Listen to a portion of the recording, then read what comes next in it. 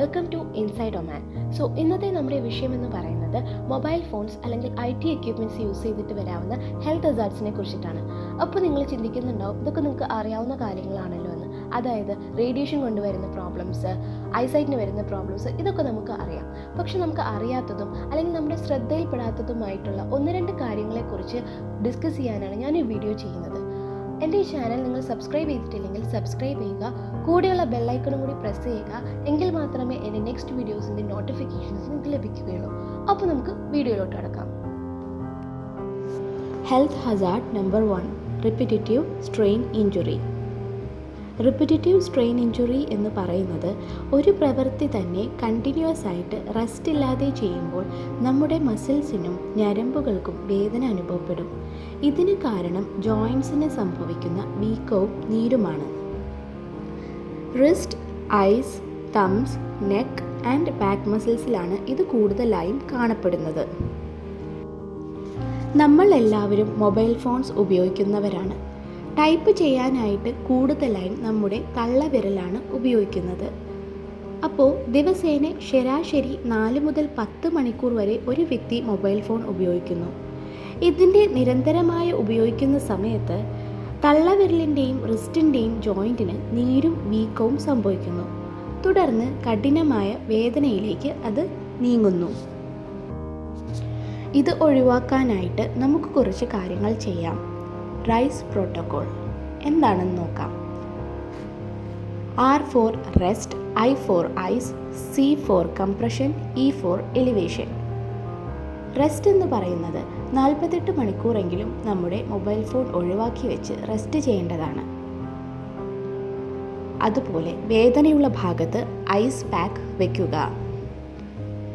കൂടാതെ എല്ലാ വിരലുകളും ചുറ്റി ഒരു ഇലാസ്റ്റിക് ബാൻഡേജ് കെട്ടിവെക്കുക. എലിവേഷൻ എന്ന് പറയുന്നത് നമ്മുടെ വിരലുകളെ ഹൃദയഭാഗത്തിൻ്റെ മുകളിലായി വയ്ക്കുക. ഇതുമൂലവും വേദനയിൽ നിന്ന് ശമനം ലഭിക്കുന്നതാണ്. തള്ളവിരലിൻ്റെ ഉപയോഗം കുറയ്ക്കാനായിട്ട് ടൈപ്പ് ചെയ്യുന്നതിന് പകരം വോയിസ് ആക്ടിവേഷൻ കൊടുക്കുക, അതായത് വോയിസ് മെസ്സേജസ് വിടുക. കൂടാതെ ചൂണ്ടുവിരൽ ഉപയോഗിച്ച് ടൈപ്പ് ചെയ്യാനായിട്ട് ശ്രദ്ധിക്കുക. റിപ്പിറ്റേറ്റീവ് സ്ട്രെയിൻ ഇഞ്ചുറി മൂലം കണ്ണിന് ബാധിക്കുന്ന പ്രശ്നങ്ങൾ ഇവയൊക്കെയാണ്: short sight, headache, double vision, tearing. Short sight അഥവാ ഹ്രസ്വദൃഷ്ടി. ദൂരക്കാഴ്ചകൾ മങ്ങിയ രീതിയിൽ കാണുന്നതിനാണ് ഷോർട്ട് സൈറ്റ് എന്ന് പറയുന്നത്. ഇത് കുട്ടികളിലും മുതിർന്നവരിലും ഒരുപോലെ കണ്ടുവരുന്നു. തലവേദന. നിരന്തരമായ ഫോൺ ഉപയോഗം മൂലം കണ്ണിനുള്ള സ്ട്രെയിൻ കൂടുകയും കഠിനമായ തലവേദന അനുഭവപ്പെടുകയും ചെയ്യുന്നു.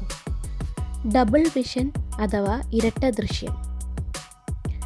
ഒരൊറ്റ വസ്തുവിനെ രണ്ടായി കാണുന്നതിനെയാണ് ഡബിൾ വിഷൻ എന്ന് പറയുന്നത്.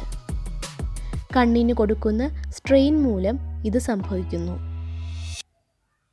ടിയറിംഗ് അഥവാ കണ്ണിൽ നിന്നും വെള്ളം വരൽ. കണ്ണിൽ നിന്നും വെള്ളം വരുന്നതിൻ്റെ ഒരു പ്രധാന കാരണം അമിതമായി കണ്ണിന് കൊടുക്കുന്ന സ്ട്രെയിൻ കൊണ്ടാണ്. ഈ ബുദ്ധിമുട്ടുകൾ കുറയ്ക്കാനായി നമുക്ക് ഒരു 7 കാര്യങ്ങൾ നോക്കാം. കണ്ണു ചിമ്മുക, ഗ്ലെയർ കുറയ്ക്കുക, ഇടവേളകൾ എടുക്കുക, ഫോൺ, ലാപ്ടോപ്പ് എന്നിവയുടെ ബ്രൈറ്റ്നസ് കുറയ്ക്കുക, ടെക്സ്റ്റ് സൈസ്, കോൺട്രാസ്റ്റ് എന്നിവ കൂട്ടുക, സ്ക്രീൻ ക്ലീൻ ആക്കി സൂക്ഷിക്കുക, ദൂരത്ത് പിടിച്ചു നോക്കുക. Health hazard number 2, text neck. Text നെക്കിനെ കുറിച്ച് നിങ്ങൾ കേട്ടിട്ടുണ്ടോ? തല താഴ്ത്തിപ്പിടിച്ച് ഫോൺ നോക്കുമ്പോൾ 3 കാര്യങ്ങളാണ് സംഭവിക്കുന്നത്. കഴുത്ത് മുന്നോട്ട് നീങ്ങുന്നു, ഷോൾഡർ ഉയർന്ന് ചെവിക്ക് ചേർന്നിരിക്കുന്നു, കഴുത്തിൻ്റെയും ഷോൾഡറിൻ്റെയും മസിൽസ് ചുരുങ്ങുന്നു. ഒരു വ്യക്തി സ്ട്രെയിറ്റ് ആയിട്ട് ഇരിക്കുമ്പോൾ ഷോൾഡറും തലയും തമ്മിലുള്ള ആംഗിൾ 0 ഡിഗ്രീസ് ആയിരിക്കും. ഈ അവസ്ഥയിൽ തലയുടെ ഭാരം 5.5 കിലോഗ്രാമോ. ഇനി ആ വ്യക്തി തല കുനിച്ചു പിടിക്കുമ്പോൾ ആംഗിളിൽ വ്യത്യാസം വരുന്നു. ഈ വ്യത്യാസം മൂലം തലയുടെ ഭാരം കൂടുന്നു. ഒരു ഉദാഹരണം നോക്കാം. ഇപ്പോൾ ഒരു 60 ഡിഗ്രിയിലാണ് തല താഴ്ത്തി ഫോൺ നോക്കുന്നതെങ്കിൽ 5.5 കിലോഗ്രാം ഭാരമുള്ള തല ഏകദേശം 27 കിലോഗ്രാം ആയിട്ടാണ് ബാക്ക് ബോണിന് അനുഭവപ്പെടുക.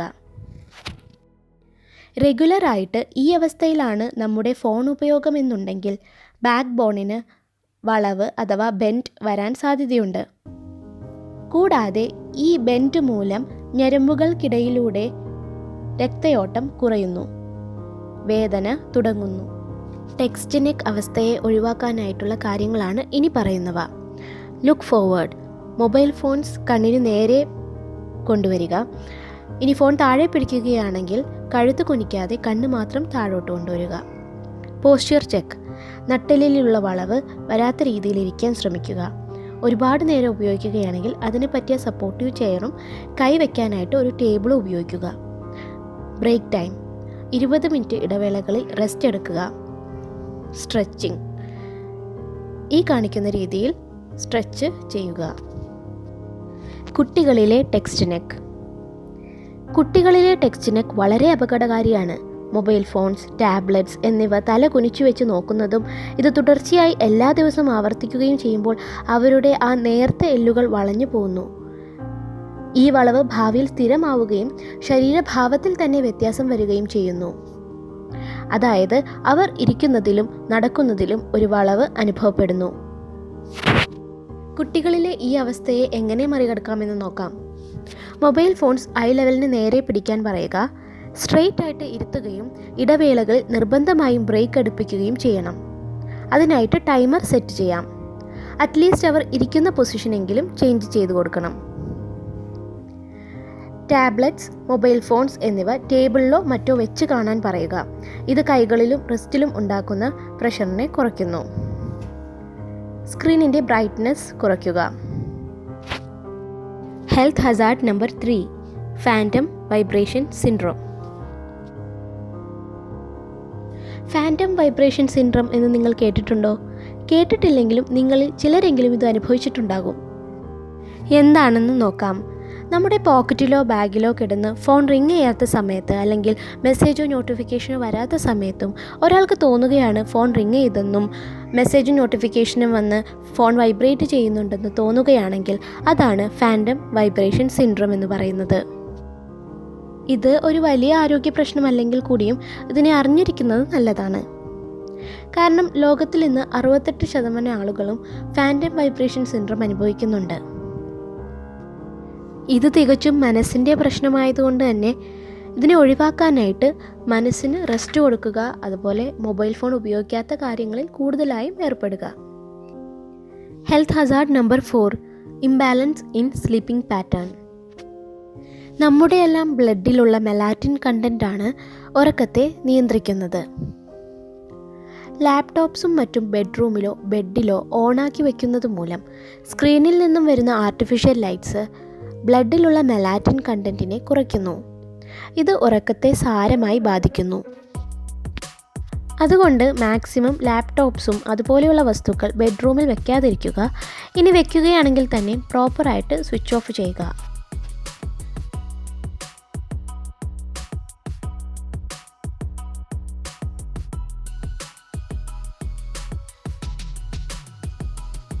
ഇന്നത്തെ ഈ വിഷയത്തിൻ്റെ ഉള്ളടക്കം ചുരുക്കി പറയുകയാണെങ്കിൽ നമ്മൾ ഏതൊരു വർക്ക് ചെയ്യുമ്പോഴും ഗുഡ് പോസ്ചർ മെയിൻറ്റെയിൻ ചെയ്യാൻ ശ്രദ്ധിക്കുക. അതായത് നിൽക്കുമ്പോഴാവട്ടെ ഇരിക്കുമ്പോഴാവട്ടെ ശരീരഭാവത്തെ ഒന്ന് സൂക്ഷിക്കുക. കൂടാതെ റെഗുലറായിട്ട് ഇൻ്റർവെൽസ് എടുക്കാനും ശ്രദ്ധിക്കുക. പിന്നെ സ്ട്രെസ് അനുഭവപ്പെടുകയാണെങ്കിൽ ബ്രീത്തിങ് എക്സസൈസും കൂടി ചെയ്യാം. കമ്പ്യൂട്ടറോ ലാപ്ടോപ്പോ യൂസ് ചെയ്യുമ്പോൾ ഗുഡ് പോസ്ചർ എങ്ങനെ മെയിൻറ്റെയിൻ ചെയ്യാമെന്ന് നോക്കാം. സ്ട്രെയിറ്റ് ആയിട്ട് ഇരിക്കുക. മോണിറ്റർ സെൻറ്ററിലായിട്ട് വെക്കുക. ഹെഡ് നേരെ വെക്കുക. റിസ്റ്റ് കീബോർഡിന് മുകളിലായിട്ട് വെക്കുക. കാലുകൾ രണ്ടും താഴെ വയ്ക്കുകയും ഇടയ്ക്ക് അനക്കി കൊടുക്കുകയും ചെയ്യുക. റെഗുലർ ബ്രേക്സ് എടുക്കുക.